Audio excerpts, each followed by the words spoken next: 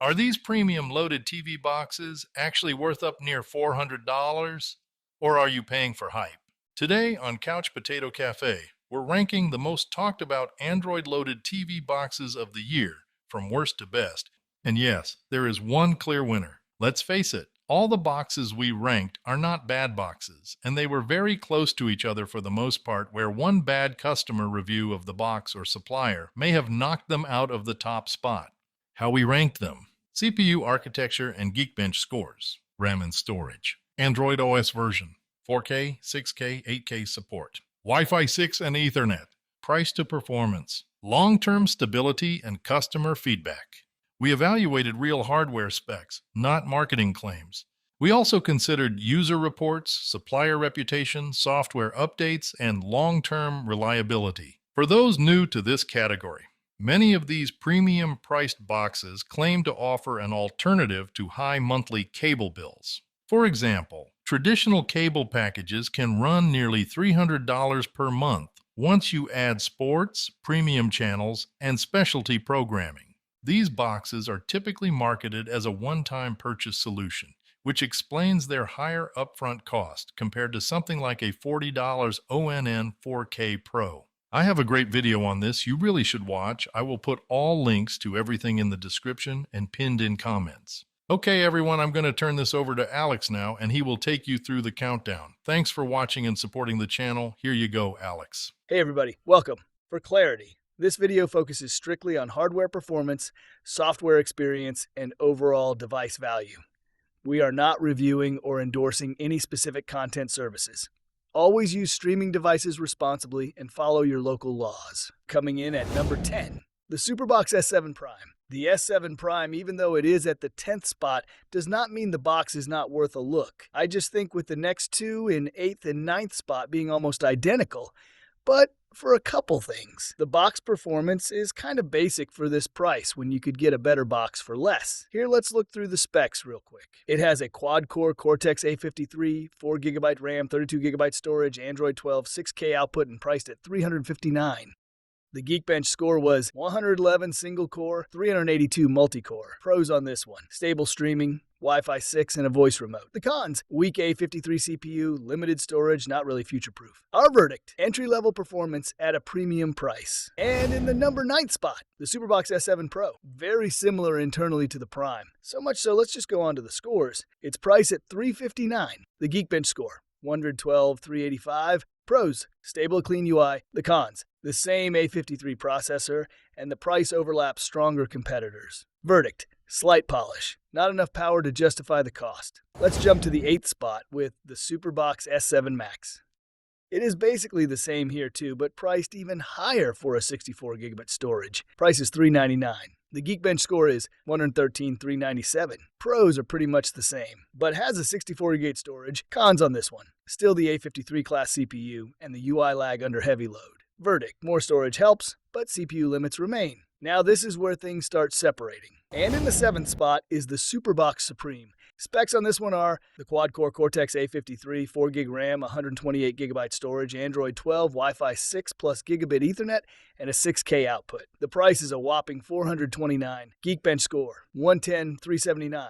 Pros on this box are a large storage, strong connectivity, family features, recording, parental controls. The cons: still entry-level CPU, app compatibility inconsistencies, and long-term reliability varies. And the verdict is best Superbox variant, but still hardware limited. In the next spot is the VSeeBox S6 Max, taking over the 6th spot.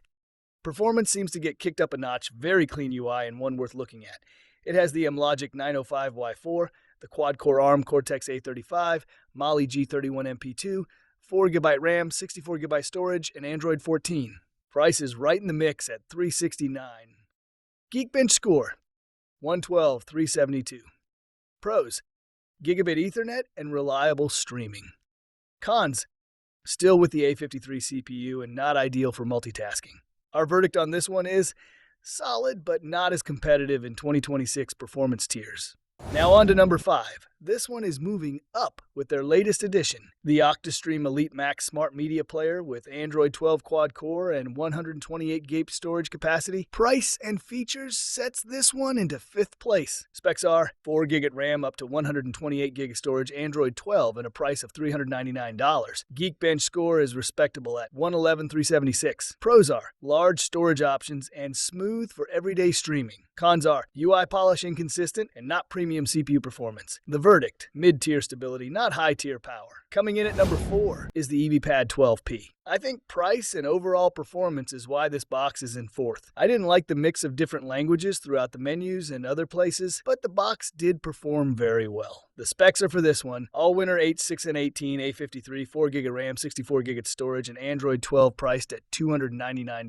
Geekbench scores are 384. Pros for this one are more affordable, solid 4K playback, and Bluetooth 5.2. The cons are entry-level CPU and service ecosystem changes historically. Our verdict, best budget option in this category. Okay, now we're entering a completely different tier. We are coming down to the top 3 boxes, but first, if you're enjoying the video, please remember to like and comment. Also, please subscribe to help support the channel. Jim and I would appreciate it. Okay, coming in at number 3 is the SlingTV Box S7 Max. Both Jim and I really like this Sling box. It performs very well and fast, very responsive, and overall a good box, even if it costs more money. But at $299, this box is a real player. We have had a lot of good feedback from viewers on this box, and we appreciate it. The specs are quad-core CPU, 4 GB RAM, 128 GB storage, and Android 12. The Geekbench score was very respectable at 114,391. Pros are strong storage to price ratio, smooth interface, and good compatibility. Cons, limited verified benchmark transparency, and brand consistency varies. Our verdict is best value to storage ratio overall. All right, here we go. Jumping into second, it's the VSeeBox V6 Plus. I maintain this box is one of the best and fastest of them all, and think it may have taken the number 1 spot, but the feedback from viewers about the pre-sales and not getting enough boxes fast enough to fill the number of orders, and I mean to say they were selling 4-to-1 over all their boxes. This has never happened, I was told, but they got plenty now. Specs are Amlogic S905 Wi-Fi, Cortex-A55 architecture, 4 GB RAM, 64 GB storage, Android 14, 8K HDR, Wi-Fi 6 plus Ethernet, and price is $389.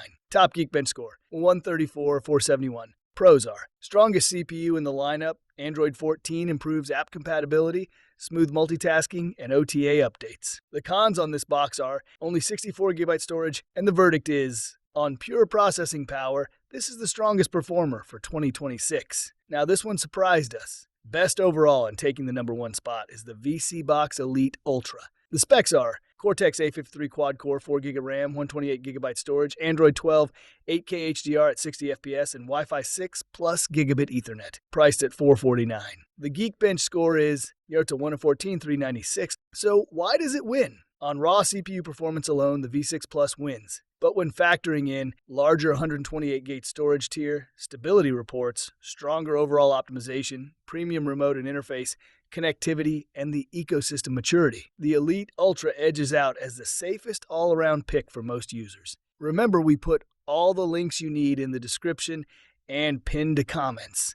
Be sure to look for the coupons to get an even better deal on one of these boxes when you're ready. Our final thoughts. If you want raw performance, V6 Plus. If you want best overall balance, Elite Ultra. If you want budget value, EVPAD 12P. And if you're choosing strictly from the Superbox lineup, the Supreme is the strongest of that group. I do feel that any of these boxes you will be happy with for what the purpose of these boxes are. Now we want to hear from you. Which box are you using right now? And has it held up over time? Drop it in the comments. If this breakdown helped you, hit like, subscribe, and join us here at Couch Potato Cafe, where we cover everyday tech without the hype. Thanks for watching and being a part of CPC. We have a new, fully loaded box giveaway coming soon, so be sure to subscribe and hit the notification bell so you can get a quick note when that one comes out. Thanks again, and see you on the next one.